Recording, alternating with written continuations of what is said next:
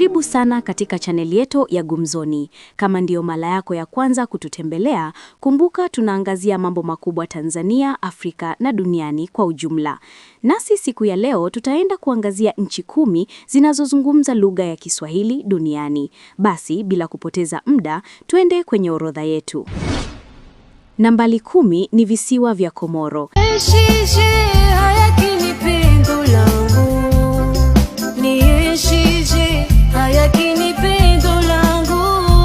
Katika nchi hii, takribani 2% ya raia huzungumza na kuelewa Kiswahili.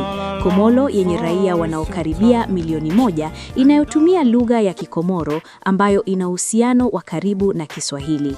Kutokana na historia ya biashara ya pwani ya Afrika Mashariki, maneno mengi yanafanana. Namba 9 ni Somalia. Hamujambo wanafunzi? Hatujambo mwalimu. Shikamoo. Marhaba. Leo sasa nataka tusome methali. Tusome nini? Methali ya wahenga. Somalia. Karibu 3% ya watu wake huzungumza Kiswahili. Kwa sasa Somalia si nchi inayotumia Kiswahili kama lugha rasmi, lakini kuna watu wanaokizungumza katika maeneo ya mipakani na Kenya. Pia katika mwambao wa Bahari ya Hindi hutumika zaidi katika biashara na safari za kikanda. Watu wengi hujifunza Kiswahili kwa madhumuni ya kiuchumi. Lugha hii husaidia mawasiliano ya kikanda.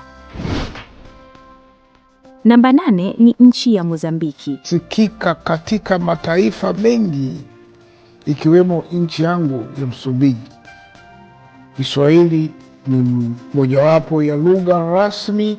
3-5 ya watu milioni 34 huzungumza Kiswahili nchini humo. Kaskazini mwa Msumbiji, Kiswahili kinazungumzwa hasa katika maeneo ya mipakani na Tanzania kama Mtwara. Hutumika katika biashara na mawasiliano ya kijamii. Ingawa Kireno ni lugha rasmi, Kiswahili kina ushawishi wa kikanda. Biashara ya kuvuka mipaka imechangia kuenea kwake. Nchi ya 7 ni Zambia. Mambo vipi? Najua Jumatano tuna mechi tunacheza hapa Amani, Zanzibar. Itakuwa Tanzania versus Zambia. Nchini Zambia, Kiswahili kinazungumzwa na takribani 4-5 ya watu, hasa maeneo ya kaskazini mwa nchi karibu na mpaka wa Tanzania na Konde na miongoni mwa wafanyabiashara. Lugha kuu zinazotawala ni Kiingereza na lugha za asili kama Kibemba ambayo ina mfanano mkubwa na maneno na Kiswahili. Namba 6 ni Burundi. Hi guys, mambo vipi? Mimi naitwa Nia, mimi ni Mrundi, baba Mrundi, familia nzima yote Warundi. Nchini Burundi, Kiswahili hutumika sana katika biashara na maeneo ya mipakani. Ingawa si lugha rasmi, kinaeleweka na watu wengi hasa mijini. Karibia 20% ya nchi hiyo huzungumza Kiswahili na zaidi wengi hukielewa. Wafanyabiashara wengi hutumia Kiswahili kuwasiliana na nchi jirani. Hivyo ni lugha muhimu ya kiuchumi. Namba 5 ni Rwanda. Kwanza kunialika nije hapa Tanzania kwa kazi mbalimbali na moja wa hizo kazi na kushukuru kuniwezesha kuja. Nchini Rwanda, Kiswahili kinazungumzwa na takribani 20-30 ya watu, kikiongezeka zaidi baada ya nchi hiyo kujiunga na Jumuiya ya Afrika Mashariki EAC.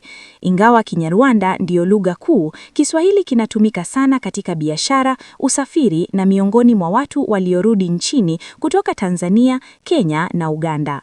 Mwaka 2017, serikali ilikirasmisha Kiswahili kuwa lugha ya 4 ya taifa pamoja na Kinyarwanda, Kiingereza na Kifaransa. Namba 4 ni Uganda. Sio lugha ya kabila moja. Hata ukienda Tanzania uweza kukuta kabila ambayo ni kabila ya Waswahili. Nchini Uganda, Kiswahili kinazungumzwa na takribani 35-45 ya watu, kikiwa na nguvu zaidi miongoni mwa wanajeshi, polisi na wafanyabiashara wa mipakani. Ingawa kihistoria kilikuwa na changamoto za kisiasa, mwaka 2022 serikali ilikifanya kuwa lugha ya lazima kufundishwa shuleni na kukitangaza kuwa lugha ya pili rasmi ya taifa baada ya Kiingereza. Kwa sasa matumizi yake yanaongezeka kwa kasi mjini Kampala na maeneo ya kaskazini kutokana na ushawishi wa Jumuiya ya Afrika Mashariki EAC.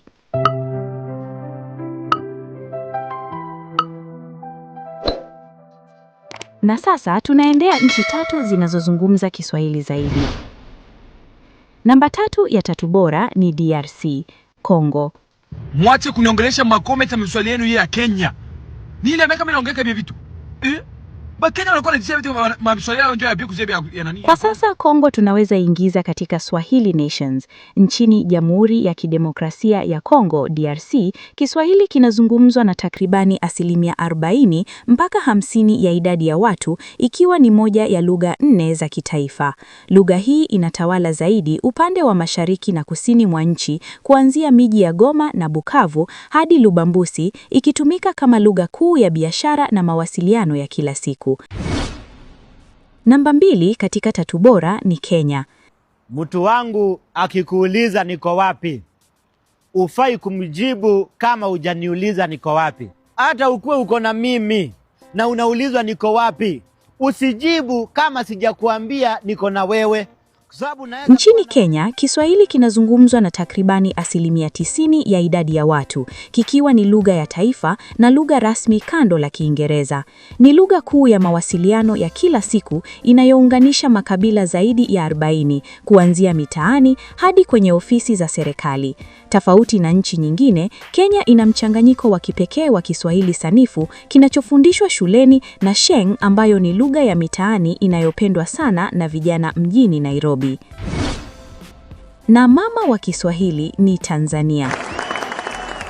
Wewe unataka udumishe, uboreshe penzi kati yako na yule umpendaye. Lazima uwe na maneno ya kumuita mpenziwe. Si tu kila siku mama Joni, leo namuita Dafina, kesho namuita Bedola, kesho namuita wangu wa ubani, nyongo mkaliaini. Unaona mambo yale unajenga. Bui wangu muhibu, akikatisha hivi unamuita Mbeja mwenye umbeja, Makla Shams, binti wa Mtangata ni jie hapo. Unaona? Tanzania ndiyo nchi pekee tangu kupata uhuru ilichukua Kiswahili kama lugha yao kwa kila jambo. Nchini Tanzania, Kiswahili kinapendwa sana kuliko lugha yoyote, hivyo kushindwa kuruhusu mwanya wowote wa lugha za kigeni katika mawasiliano. Na hiyo imesaidia sana hata nchi marafiki kupenda Kiswahili. Kwa hili naweza sema hongera Tanzania kwa kudumisha Kiswahili. Kiswahili bado kinaendelea kupenya katika nchi nyingine kama visiwa vya Komoro, Malawi, South Africa na hata Marekani. Je, ni yapi maoni yako kuhusu maendeleo ya Kiswahili? Na je, unajisikiaje kuwa miongoni mwa wanaozungumza Kiswahili? Tuachie maoni hapo chini. Pia usisahau kulike na kusubscribe katika hapo chini. Hii ni Gumzoni na mimi ni Vivian Noel. Nikutakie siku njema. Bye.